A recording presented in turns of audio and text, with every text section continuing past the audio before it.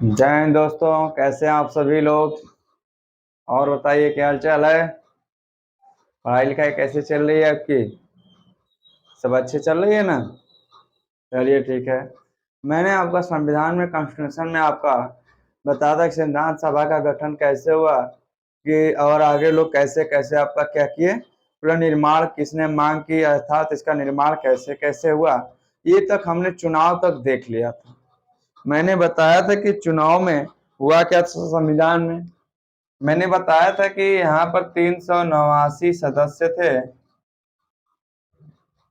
जो क्या थे, मैंने आपको बताया था कि टोटल जो ब्रिटिश प्रांत से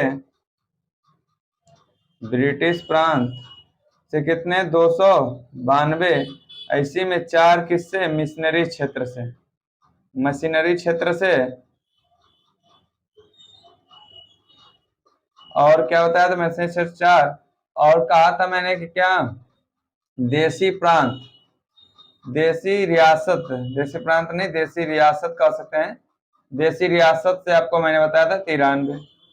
इतने लोगों पर सीट हुआ था। मैंने बताया था कि 3 सदस्यीय टीम बनाई गई थी। 3 सदस्यीय टीम कौन सी बनाई गई थी, यानी कि जब 1946 का कैबिनेट मिशन योजना आया था। कैबिनेट मिशन योजना, कैबिनेट मिशन योजना को ही बोलते हैं मंत्रिमंडल योजना। हम यही सब क्या करने वाले थे, स्टार्ट करने वाले थे। यानी कि मैंने इतना बता दिया था कि इसमें क्या होता है। 3 सदस्य आए थे, कौन, मैंने नियम बताया था कि इसका ट्रिक क्या करेंगे आप, ट्रिक कल से याद करेंगे। 3 सदस्य टीम से पहला क्या था बताइए, के से, और ए से क्या होगा और इससे क्या होगा। तो मैंने बताया था कि केस के अगर सर स्टेफोर्ड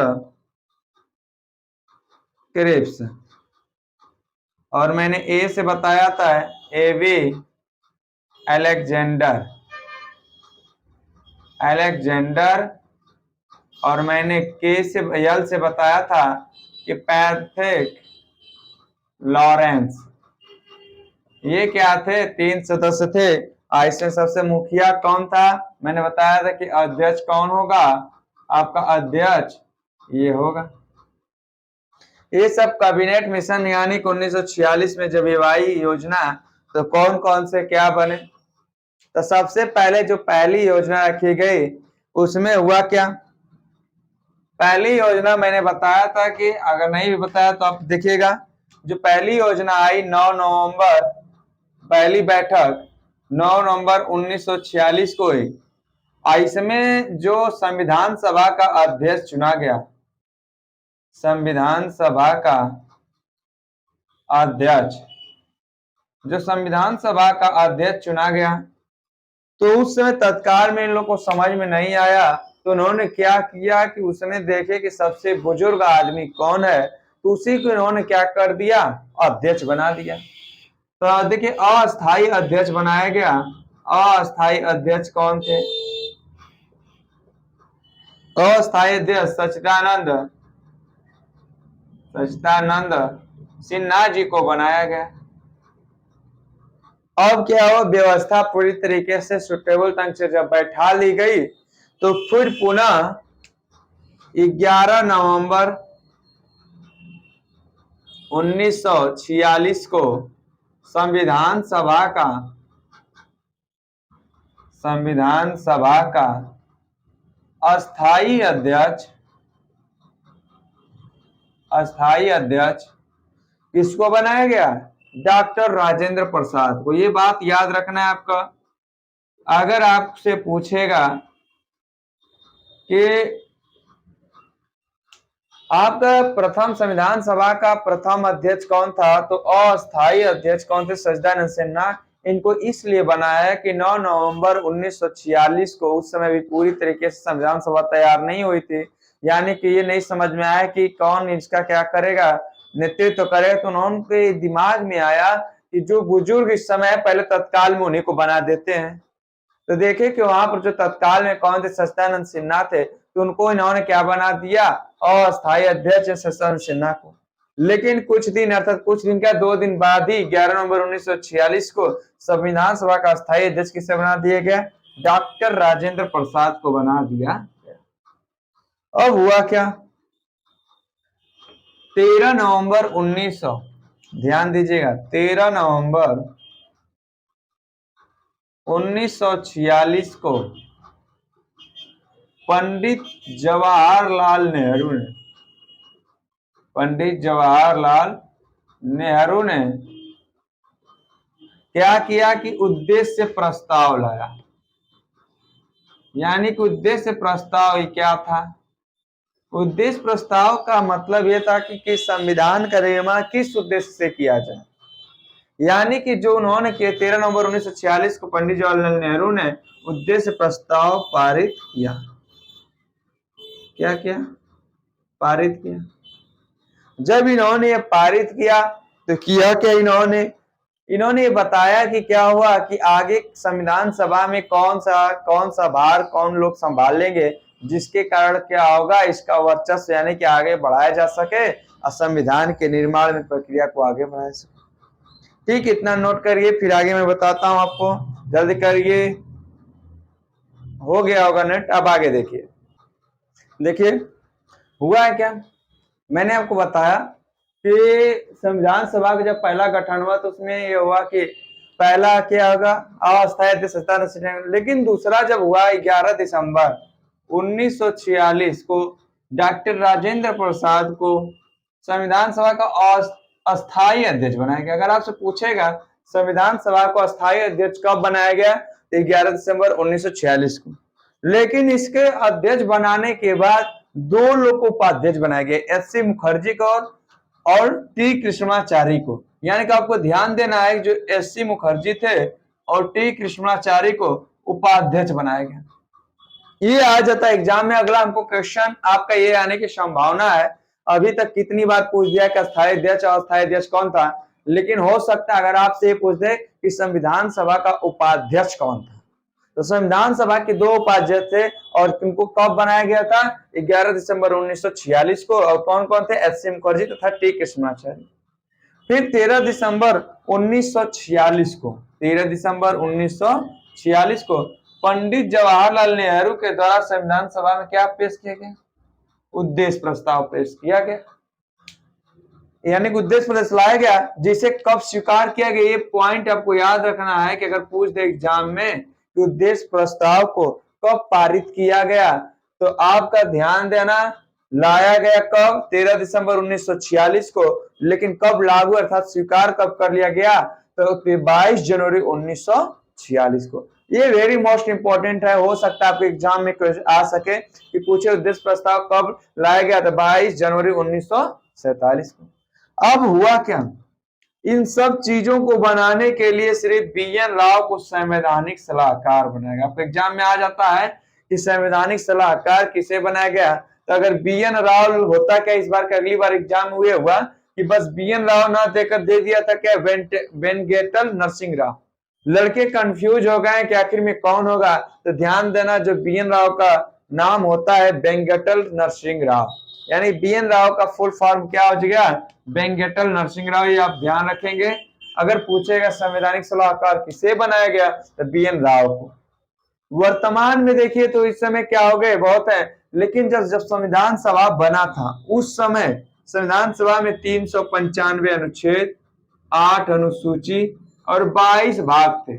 लेकिन किंतु अर्थात वर्तमान समय में टोटल आपके कितने अनुच्छेद हो गए हैं, 475 अनुच्छेद, 22 अनुसूची और 25 भाग। अगर आपसे पूछे कि वर्तमान समय में कितने अनुच्छेद हैं, 475 अनुच्छेद हैं, कितने अनुसूची हैं, तो 12 अनुसूची हैं, कितने भाग हैं, तो 25 भाग हैं। अब पूछे कि उस समय मूल संविधान में कितने अनुच्छेद थे, तो 395 अनुच्छेद, 8 अनुसूची और 22 भाग थे। हुआ क्या, जब इतना हो गया तो एक समिति बनाई गई और समिति बनाई गई, कहा गया कि कौन सा क्षेत्र किसको दिया जाए कि क्या हो सभी लोग अपना कार्य को सुचारू रूप से क्या करें, संविधान बनाने में मदद करे। तो एक समिति बनाई गई जिसका नाम था प्रारूप समिति। वेरी मोस्ट इंपॉर्टेंट, पूछ जाता है प्रारूप समिति को और किस नाम से जाना जाता है, मसौदा समिति। मसौदा समिति को और किस नाम से जाना जाता है, पांडुलेखन समिति। और उसमें हुआ क्या, इसमें ये हुआ कि 7 सदस्यीय टीम का गठन किया गया, 7 सदस्य थे इसमें। संविधान सभा बनाए गए प्रावधान पर विचार विमर्श करने हेतु प्रारूप समिति का गठन किया गया। इसमें 7 सदस्य थे और 7 सदस्य थे। इसका पूछता है कि प्रारूप समिति जो है इसका गठन कब किया गया। ध्यान देना, मुख्य पॉइंट, प्रारूप समिति का जो गठन किया 29 अगस्त 1947 को किया गया। या पूछे पांडुरंग समिति का क्या करता है, पांडुरंग समिति का कब निर्माण यानी गठन कब हुआ, तो कितने बजे आप करेंगे, आप देखिए सॉरी यहाँ पर 29 अगस्त 1947 को। ये तो पूरे पॉइंट थे, लेकिन यहाँ कह रहा है कौन से सदस्य थे, तो कौन कौन सदस्य थे, उन सदस्यों का नाम देखते हैं। चलिए इसे उतारिए, फिर मैं आगे ले चलता हूँ, सदस्यों को बताता हूँ कौन सदस्य हैं। ठीक है, आगे देखिए। देखिए वो 7 सदस्य थे कौन, वो 7 सदस्य ये थे। मैंने एक ट्रिक लिख दिया, भीम, गोपाल, कृष्ण, कन्हैया, माधव को लेकर मोहम्मद साहब के खेत पर गए। देखिए भीम से मैंने क्या लिख दिया, भीमराव अंबेडकर यानी कि अध्यक्ष थे। गोपाल, गोपाल से क्या हो जाएगा आपका, एन गोपाल स्वामी अयंगर। फिर कृष्ण से क्या हो जाएगा, कृष्ण से आपको जो अल्लादी कृष्णा स्वामी अय्यर। फिर आपका कन्हैया से क्या हो जाएगा, कन्हैया लाल मणिकलाल मुंशी। फिर माधव से आपको हो जाएगा एन माधवराव, और को लेकर मोहम्मद साहब के, यानी मोहम्मद से जो है सैयद, देखिए यहाँ पर सैयद मोहम्मद साहब। और फिर क्या, खेत से आपका हो जाएगा डीपी खेतान। ये 7 सदस्य ऐसे थे जो क्या थे, प्रारूप समिति के सदस्य थे। लेकिन जो डीपी खेतान थे, डीपी खेतान के बाद किसको बनाया गया सदस्य, टी कृष्णाचार्य को। यानी कि डीपी खेतान जब हटे, यानी कि इनकी जो भी कंडीशन हो, यानी जब डीपी खेतान के बाद एक सदस्य थे हमारे उपाध्यक्ष, आपको याद होगा कि मैंने लिखवाया था 11 दिसंबर 2000 अरे सॉरी 11 दिसंबर 1946 में आपका क्या हुआ, अध्यक्ष चुना गया था डॉक्टर राजेंद्र प्रसाद को, तो एच.सी. मुखर्जी और टी कृष्णाचार्य को क्या उपाध्यक्ष चुना गया था। तो हुआ क्या, डीपी खेतान के बाद टी कृष्णाचार्य को, लेकिन जो एन माधवराव का जो सदस्य बनाया गया था वो किसके स्थान पर बनाया गया था, बी.एल. मित्र। यानी कि बी.एल. मित्र ने क्या किया, त्याग पत्र दे दिया। जब त्याग पत्र दे दिया तो आपको एन माधवराव को क्या बना दिया गया, सदस्य बना दिया गया। और इन 7 को एक कार्य रूप में क्या कर दिया गया, कार्य दे दिया गया। देखिए अचानक लाइट भाग गई है जिसकी वजह से दिक्कत हो गया है। ठीक है, चलिए अब आपका क्लियर है सब, माइक एक सही है। चलिए मैंने बताया कि क्या हुआ कि 7 सदस्य कौन कौन थे। अब 7 सदस्य जब चुन लिए गए तो उसके बाद हुआ क्या, अगर आपको मुख्य पॉइंट है देखिए यहाँ पर ध्यान देना। उसके बाद संविधान सभा के समस्त प्रारूपों पर, यानी प्रारूप समिति जब बन गई तो समस्त प्रारूपों पर क्या हुआ, 114 दिन बहस चली। और उसमें ध्यान देना मोस्ट इंपॉर्टेंट, 284 सदस्यों ने प्रारूप पर हस्ताक्षर करके अपनी सहमति प्रदान की, जिसमें 8 महिलाएं थी। शुरू में कितनी थी, 300 जब 89 था तो कितनी थी महिलाएं थी, 15 महिलाएं। लेकिन जब प्रारूप समिति की बनी तो 114 दिन की बहस चली, जिसमें 284 सदस्यों के क्या प्रारूप हस्ताक्षर करके अपनी सहमति प्रदान की, जिसमें 8 महिलाएं थी। और यह अधिवेशन जो संविधान का कुल अधिवेशन कितने दिन चला, यानी कि 12 अधिवेशन हुए थे। यानी कि 12 अधिवेशन मतलब 12 बैठक के बाद तो क्या हुआ, जाके पूरा संविधान का निर्माण हुआ। अगर आपसे पूछे कितने अधिवेशन के बाद संविधान का निर्माण हुआ, तो 12 संविधान, यानी कि पहले 11 हो गया, लास्ट वाला जो बैठा 24 यानी 24 जनवरी 1950 को, इसलिए मैंने इसको एक अलग लिख दिया है। आप ध्यान देना, अगर पूछे प्रारूप समिति में कुल टोटल, प्रारूप समिति जब बनी उसमें टोटल कितने सदस्य थे, तो 284 सदस्य, जिसमें से महिलाएं कितनी थी, 8 महिलाएं थी। यह बहस कितने दिन चली संविधान सभा पर, तो आपका 114 दिन चली। और हुआ क्या, कुल अधिवेशन कितने में, 12 अधिवेशन हुए।